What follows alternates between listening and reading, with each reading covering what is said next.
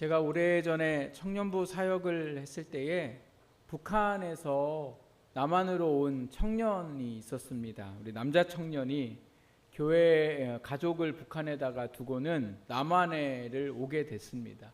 그리고 북한에 온 분들이 정부에서 데려다가 어디에다가 놓고는 교육을 일정 기간 시킨다고 합니다. 그래서 교육을 다 받은 후에는 각자 어디로 가고 싶은가를 정하라고 해서요, 그 도시에 보내게 되는데, 그 도시에 선택을 할 때에 청주를 이 청년이 선택을 해서 내려오게 됐습니다.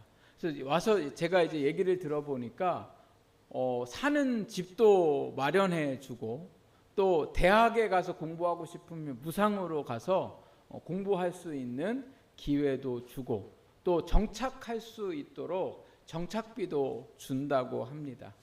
정부에서 교육을 해주고 또 주변에 있는 사람들이 막 도와줄 때에는 너무나 좋았다는 거예요. 도와주는 사람도 있고, 역시 오기를 잘했구나, 내가 여기서 정말 열심히 살아서 이제 우리 부모님들도 다시 이 남한으로 모셔야겠구나, 이런 생각을 했다고 합니다. 그리고 나서 청주로 와가지고 보니까 또 북에서 왔다고 해서 주변 사람들이 막 와갖고 도와주고 또 잘 대해줬는데, 너무나 안타깝게도 그 잘 대해주고 도와주는 사람들이 시간이 지나고 나니까 이게 도와준 게 아니라 이 친구가 가지고 있는 돈 때문에 이용하고, 또 자꾸 이 친구를 돈 이렇게 구슬러 가지고 돈 쓰게 만들고, 자기네 뭐 먹고 싶은 거 먹고, 자꾸 이 친구에게 잘해주는 것 같더니 나중에는 돌아보니까 이게 도와주는 게 아니라 이용해 먹는 거죠. 그리고 나니까 너무 외롭고 너무 힘이 드는 거예요. 그래서 이 친구가 누군가가 교회를 가보라고 하는 얘기를 듣고는, 제가 사역하던 교회가 가까우니까 교회에 왔습니다. 그래서 와서 이제 신앙생활을 하면서 저희 청년들하고 지내는데도 이 청년이요, 교회를 잘 오지 못하는 거예요. 그 이유가 어디에 있냐면, 자꾸 사람들이 불러내고 그 친구들한테 그렇게 배신을 당하고 이용을 당했음에도 불구하고 너무 외로우니까 그 외로움을 참지 못하고 자기를 또 도와줄 만한 사람을 만나고, 그러다가 또 상처받고, 그러면서 결국은 교회를 끝까지 나오지 못하는 일들을 이제 제가 보게 됐습니다. 제가 오늘 말씀을 준비하면서 이 청년이 생각이 났어요. 그 이유가 뭐냐면, 우리가 신앙생활을 하는데 좀 이 청년의 상황과 비슷합니다. 예수님을 처음 믿을 때 여러분 생각해 보십시오. 처음 믿을 때에 우리 모두는 거의 다 인생의 문제 때문에 예수님을 찾거든요. 이렇게 해도 안 되고 저렇게 해도 안 되고, 그리고 마음이 평안하지 않으니까 교회라도 내가 가볼까, 이러는 마음을 먹는 가운데 누군가 전도를 해서 우리가 교회를 다니기 시작을 합니다. 그리고 교회에 오면 정말 마음도 편안하고, 또 뭔가 해결될 것 같고, 또 기도를 하라고 해서 기도도 해봤더니 하나님이 정말 기도도 응답하시는 일들도 일어나고, 또 목사와 성도도 교회에 등록을 하니까 관심을 갖고 아는 척을 해주고, 이렇게 하니까 교회에 오는 게 너무너무 즐겁고 또 마음도 편했는데, 문제는 이제 내가 믿음으로 좀 더 열심히 살아야지라고 생각을 하면서 교회에 더 깊이 들어오는 순간 무슨 문제가 생기냐면, 믿지 않는 사람들과의 갈등이 생깁니다. 그동안 교회 가는 거 뭐라고 안 그랬던 가족들도 반대하는 사람들도 있고, 또 직장에 가서 교회를 다니면서도 내가 여전히 똑같은 생활을 했다가 이제 은혜 좀 받고서는 내가 이제는 좀 다른 생활을 해야지라고는 세상에 즐겼던 것들을 끊으면서, 그로 인해서 찾아오는 여러 갈등과 어려움들이 이 신앙생활을 하는 데에 찾아오게 되더라는 거죠. 그러니까 신앙생활이 처음에는 참 좋았는데 지나면서 고통스럽고 또 살아가면서 어려움을 당하는 이러한 일들로 인해서 신앙생활을 고민하게 되는 거죠. 내가 이거 계속 신앙생활을 해도 맞는 건지, 내가 이렇게 신앙생활을 하면서 갈등을 겪는 게 맞는 건지, 내가 이렇게 신앙생활을 하면서 스트레스를 받는 게 맞는 건지, 그래서 신앙생활을 열심히 안 하려고 하거나 아니면 신앙생활을 하지 않으려고 마음을 먹을 때가 있게 되더라는 거죠. 그런데 여러분, 이러한 신앙생활에 찾아오는 이런 갈등들은 오늘 저와 여러분의만의 문제가 아니라요, 오늘 말씀에 나와 있는 로마 교회의 성도들에게도 마찬가지였더라는 거죠. 오히려 로마서 말씀을 읽다가 보면 그 삶이 얼마나 심각했는가를 말씀을 하고 있습니다. 그래서 로마서 8장 말씀에 18절 말씀에 보니까요, 성도들에게 고난을 겪는 것에 대해서 말씀을 합니다. 고난을 겪는 것을 오늘 말씀을 하면서 뭐라고 이야기하냐면, 우리가 은혜를 받았으므로 또한 뭐를 받는다고 얘기하냐면 고난을 받는다, 이렇게 말씀을 하고 있습니다.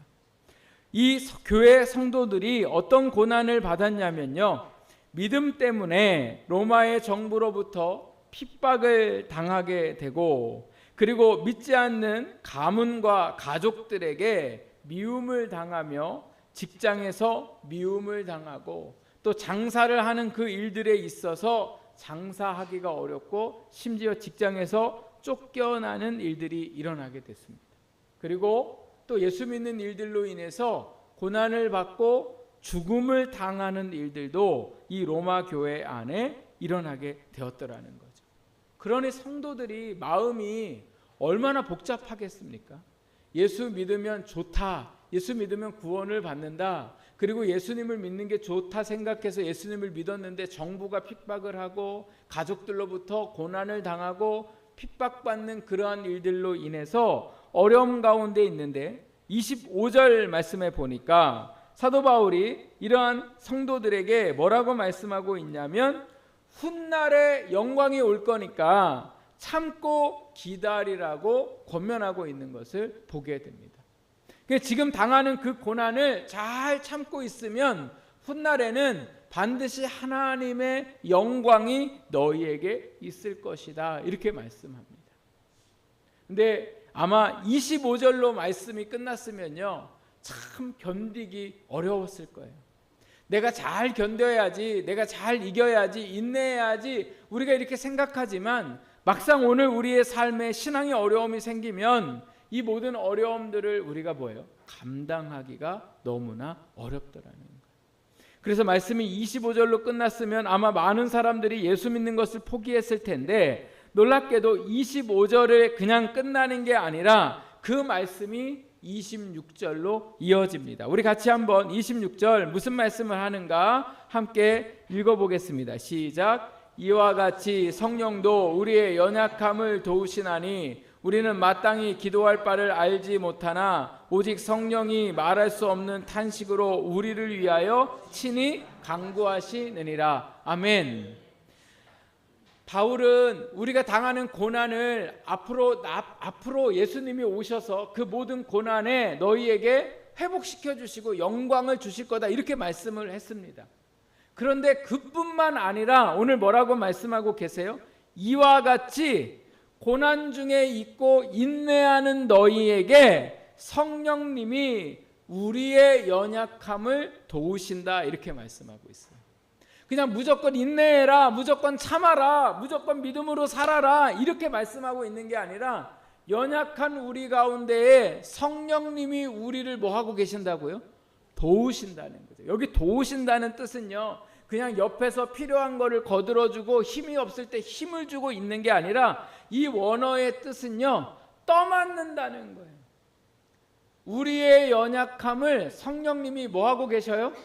대신 지고 계신다는 거예요. 우리는 무거워서 들지 못하는 인생의 짐을 성령님이 그 짐을 대신 져 주시더라는 거예요. 그래서 어떻게 되겠습니까? 우리 안에 그 짐을 질 수 있는, 가볍게 질 수 있는 그러한 은혜를 우리에게 허락해 주신다는 말씀입니다.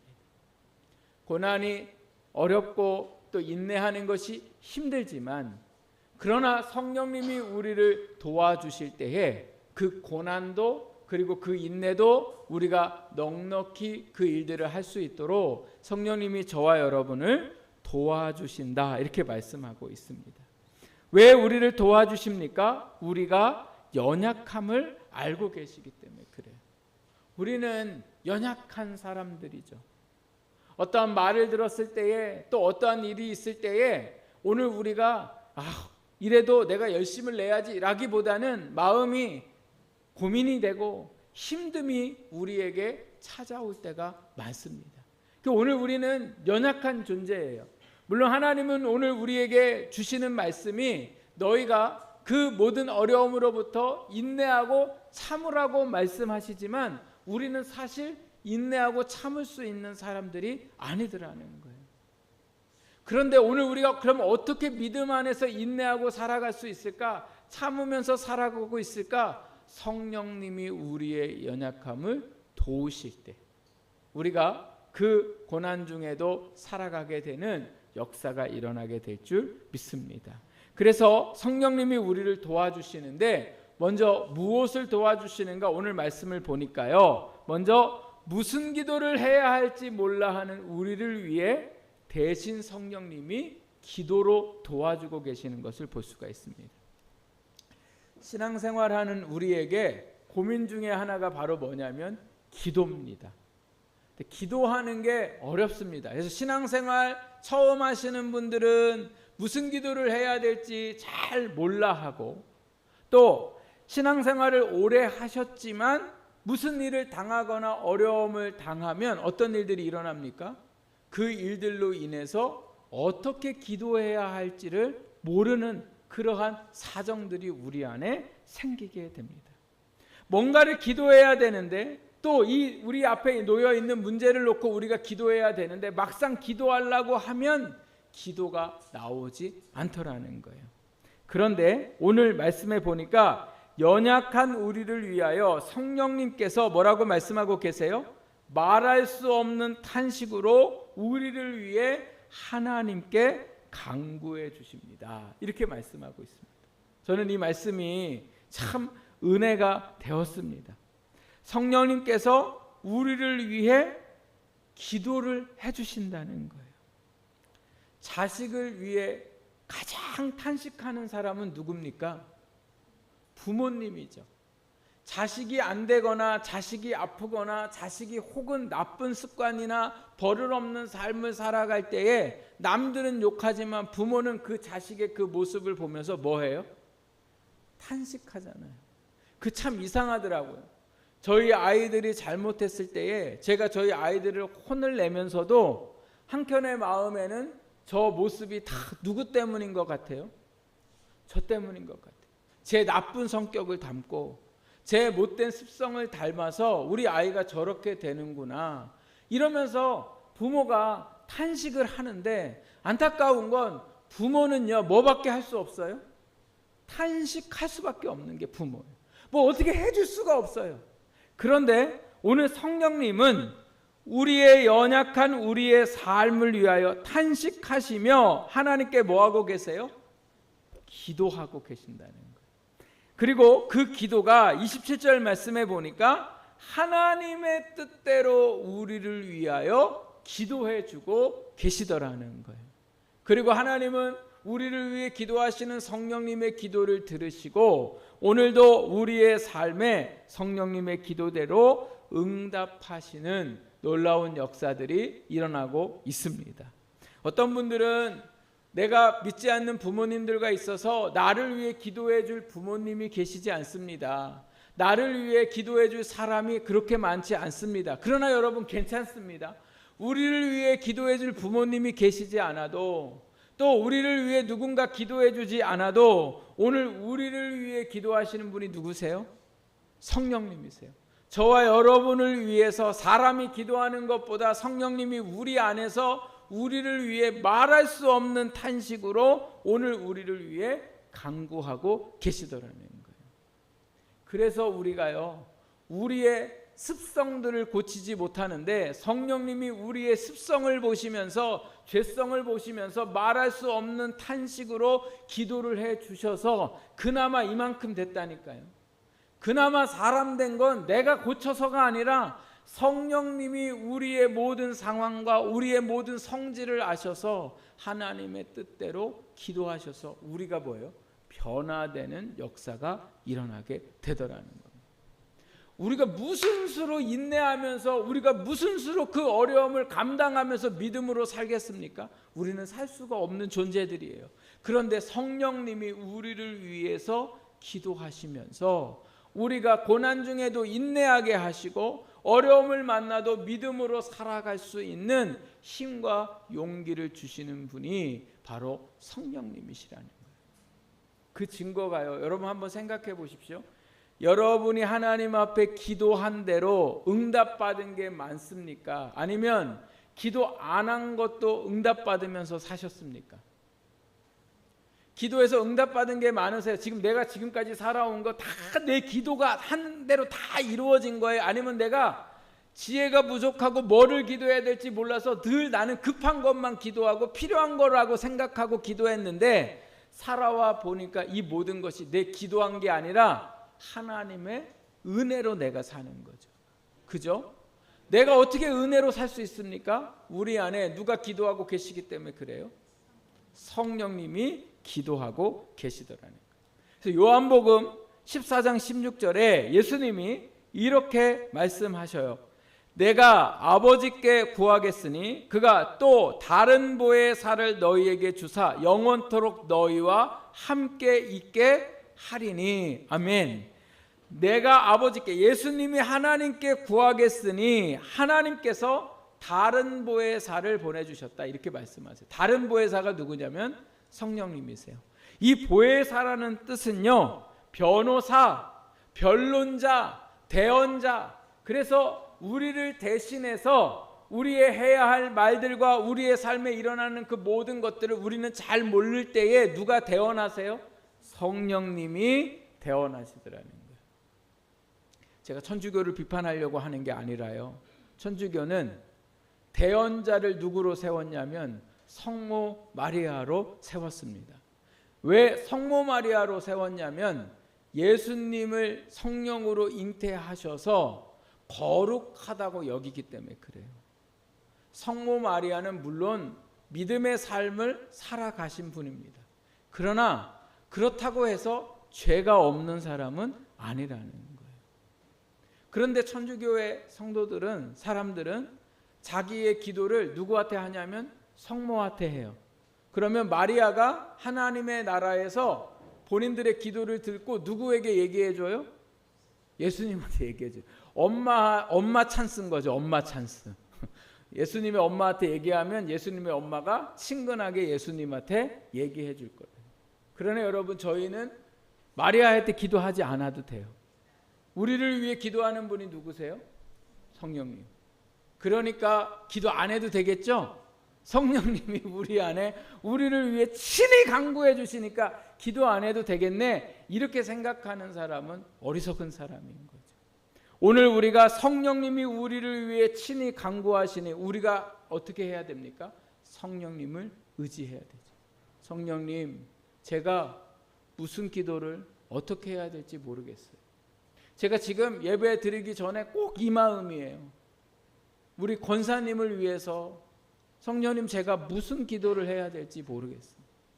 너무 마음이 안 좋고 마음이 답답하고 우리 성도님들의 갖가지 인생 속에 찾아온 인생들을 생각하면 참 뭐라 어떻게 기도할지를 모르겠어요. 그래서 뭐예요? 성령님을 의지하는 거예요. 오늘 우리의 인생에 당하는 일들, 하나님, 나는 이거 감당하기 어렵습니다. 하나님, 내가 이 일들을 어떻게 해야 될지 모르겠고, 내가 우리 자녀를 어떻게 해야 될지 모르겠고, 내가 이 만난 어려움을 어떻게 해야 될지 모르겠습니다. 그러나 나보다 나를 더 잘 아시고 내 상황을 아시는 성령님을 의지하오니 성령님, 저 안에 역사하여 주옵소서. 기도의 제목들이 생각나게 하시고 기도해야 할 그 사람들이 생각나게 하셔서 우리가 우리를 위해 말할 수 없는 탄식으로 구하시는 그 성령님을 의지하여 기도하는 저와 여러분이 되시기를 주님의 이름으로 축복합니다. 두 번째로 오늘 성령님이 우리에게 어떻게 역사하시는가 보니까요, 합력하여 선을 이루어 가신다 이렇게 말씀하고 있습니다. 사람은 고난을 많이 당했거나 어려운 가운데 살면 어떤 일을 만났을 때에 잘 되겠지라는 생각보다는 조그만 일에도 덜컥 걱정하고 염려하는 버릇이 생겨요. 오히려 아무 일 없이 잘 살던 분들이 무슨 일이 일어나면 그냥 대수롭지 않게 여기고 잘 하는데, 계속해서 어려움 가운데 살아오신 분들은 인생의 작은 어려움이 또 찾아오면 또 그것 때문에 한숨 짓고 걱정하고 근심하게 되더라는 거죠. 로마 교회 성도들이 믿음으로 인해 고난을 당하니까 어떤 마음이 생겼냐면 불안한 마음이 생겼습니다. 불안한 마음은 무슨 마음이에요? 이렇게 믿음으로 살다가 가족과의 관계가 깨질 것 같고, 특히 당시에 여자들은요, 남편들에게 버림을 받으면 그 사회에서 살아갈 수가 없는 시대였습니다. 그저 그냥 거지가 되든지 아니면 정말 그냥 몸을 파는 사람이 되어서 자기의 삶이 완전히 남편과 헤어지는 순간 무너져 버리는 시대였어요. 그런데 여자는, 성도는 교회를 다니고 남편은 교회 다니는 것을 방해하고 믿지 못하게 만드는 그 일들로 인하여 혹시라도 남편에게 쫓김당하지 않을까. 또 이 당시는요, 우상을 섬기지 아니하면 장사를 할 수가 없고 직장을 나갈 수가 없었어요. 저희도 요즘에도 다시 사업을 시작하거나 무슨 장사를 시작하면 예수 안 믿는 사람들 지금도 뭐 합니까? 고사 지내잖아요. 돼지머리 갖다가 놓고서 고사를 지낼 때에 직원한테 그 앞에 가서 돈 꽂고 절하라고 할 때에, 요즘도 예수 믿는 사람들이 그런 일들로 인해서 많이 스트레스를 받아요. 그래도 지금은 나 예수 믿어서 나 절 안 합니다 이렇게 말할 수 있는데, 이 시대에는 그 정도가 아니라 그러지 않으면 뭐예요? 직장에서 쫓겨나는 거예요. 왜요? 우상 섬기는 것이 그들의 삶의 아예 중심이 되어버렸기 때문에 안 하면 쫓겨나는 거예요.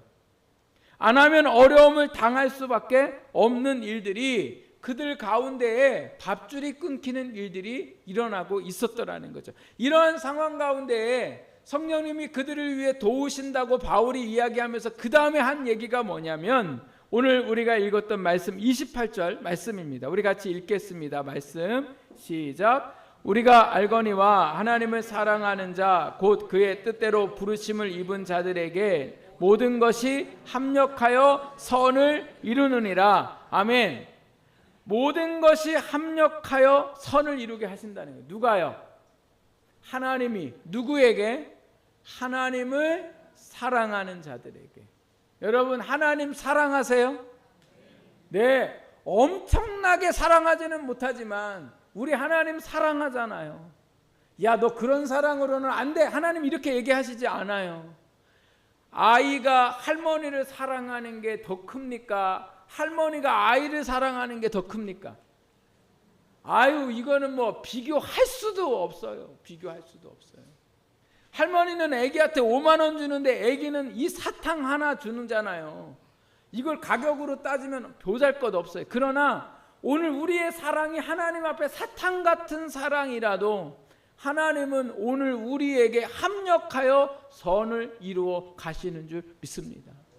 이건 우리가 이루어가는 게 아니라 하나님이 안 되는 것 같지만 되게 하시고, 망하는 것 같지만 그 삶 속에 살아가게 하시는 힘과 능력을 주신다는 말씀입니다. 그래서 바울은 고린도후서 6장 9절에서 10절에 이렇게 말씀합니다. 무명한 자 같으나 유명한 자요, 죽은 자 같으나 보라 우리가 살아있고, 징계를 받은 자 같으나 죽임을 당하지 아니하고, 근심하는 자 같으나 항상 기뻐하고, 가난한 자 같으나 많은 사람을 부유하게 하고, 아무것도 없는 자 같으나 모든 것을 가진 자로다. 이게 합력하여 선을 이루어 가시는 말씀이세요. 합력하여 선을 이룬다는 건 오늘 우리의 삶에 부귀영화를 주시는다는 말씀이 아니에요. 오늘 조금 전에 이 고린도후서 6장 9절에서 10절 말씀처럼 우리는 무명한 것 같으나 하나님 안에서 하나님이 유명하게 하시고, 우리의 삶이 죽은 자 같으나 우리는 뭐예요? 죽지 않고 살아있으며, 징계받은 자 같으나 죽임을 당하지 않고, 근심할 일이 많으나 항상 기뻐하고, 가난한 자 같으나 놀랍게도 많은 사람을 부유하게 할 수 있다. 어떻게 이런 일들이 가능합니까? 하나님이 합력하여 선을 이루어 가실 때. 제가 청년부 담당을 할 때에 여자 청년이 하나 있었는데 얼마나 순수하게 믿음으로 살아가려고 했는지 이 청년이 대학을 다니면서 졸업반이 됐는데 그 졸업하는 그 이제 말하자면 12월이 되고 1월 말에 국가고시 시험을 봐야 됩니다. 근데 이 고시에 시험을 합격해야 이 아이가 취업도 할 수 있어요. 근데 이 아이가 결단을 해요. 무슨 결단을 하냐면 하나님, 내가 시험 때문에 공부하는 것 때문에 예배 빠지고 싶지 않습니다. 하나님, 제가 이 시험 공부하는 것 때문에 교회 교사로 봉사하고 찬양단으로 봉사하는 거 저 빠지고 싶지 않습니다. 나머지 시간 열심히 공부할 수 있도록 지혜도 주시고 힘도 주시고, 그리고 제가 시험에 떨어져도 제가 결코 이 일들을 포기하지 않게 해 주십시오.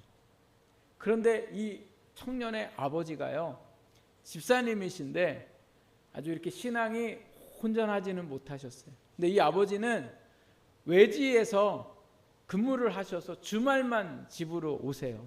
집으로 오는데 이 청년한테 연말이 되니까 이 자기 딸의 이 열심히 얼마나 대단한지 아니까 뭐라고 신신당부를 했냐면, 내년에 걸랑 절대로 공부하고 자격증 따야 되니까 그냥 낮 예배만 드려라.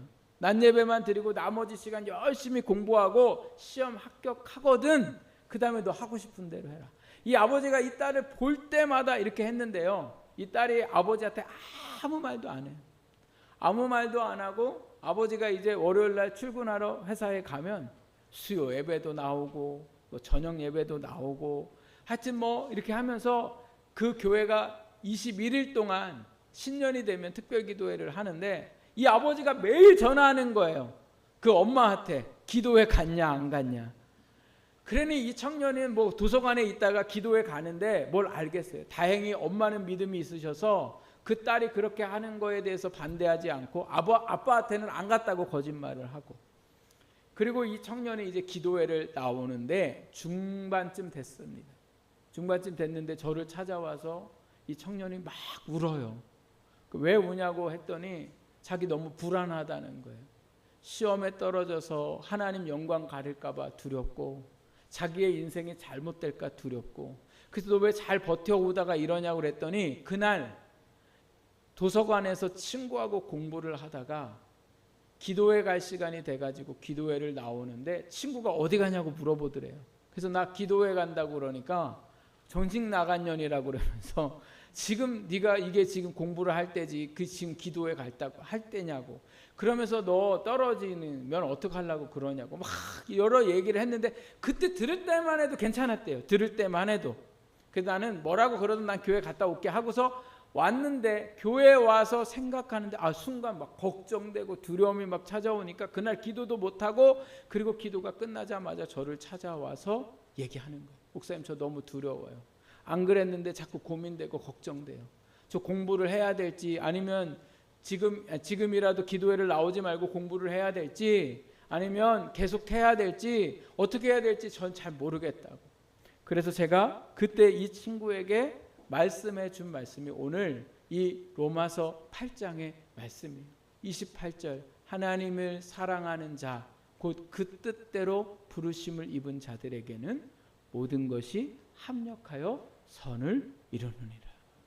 하나님이 그 모든 삶을 이루실 거고, 네가 시험에 떨어져도 하나님이 너의 인생을 책임져 주실 거고, 하나님께서 너의 삶을 붙드실 거니 걱정하지 말고 나도 같이 옆에서 기도할 테니 함께 기도하면서 잘 이겨내. 이 청년이 그때부터 더 집중하고 자기의 삶의 모든 시간들 속에 신앙생활하는 것 외에는 공부하는 데 아주 열심을 냈습니다. 사실 여러분, 공부하는 시간 때문에 시험에 떨어진다는 건 말이 안 되는 거예요. 아니, 예배 드리러 오는 시간 때문에 시험에 떨어진다는 건 말이 안 되는 거예요. 여러분 24시간 중에 무슨 예배를 얼마나 드립니까?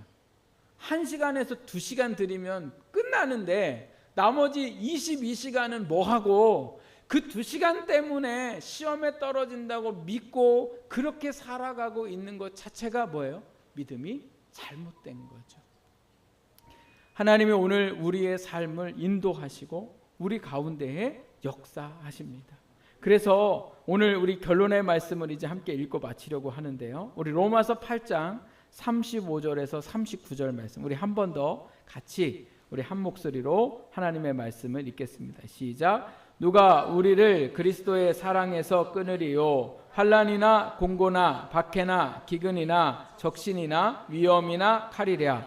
기록된 바 우리가 종일 주를 위하여 죽임을 당하게 되며 도살당할 양같이 여김을 받았나이다 함과 같으니라. 그러나 이 모든 일에 우리를 사랑하시는 이로 말미암아 우리가 넉넉히 이기느니라. 내가 확신하노니 사망이나 생명이나 천사들이나 권세자들이나 현재일이나 장래일이나 능력이나 높음이나 깊음이나 어떤 피조물이라도 우리를 우리 주 예수 그리스도 안에 있는 하나님의 사랑에서 끊을 수 없으리라. 아멘.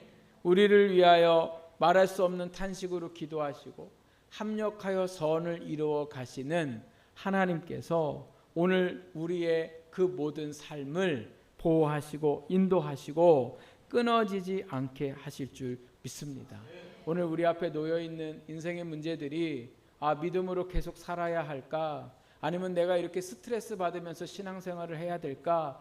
편하게 살아가야지라는 생각을 갖게 할 때도 많습니다. 그러나 여러분, 오늘 하나님께서 그 모든 일에서 우리를 넉넉히 이기게 하실 줄 믿습니다. 그래서 오늘 이 말씀을 의지하고 오늘 특별히 주님께서 주시는 살과 피를 함께 나누시면서 오늘 주님이 우리에게 역사하심을 믿는 믿음 가운데에 함께 주님의 몸과 또 피에 참여할 수 있는 복된 시간들이 되시기를 주님의 이름으로 부탁을 드립니다.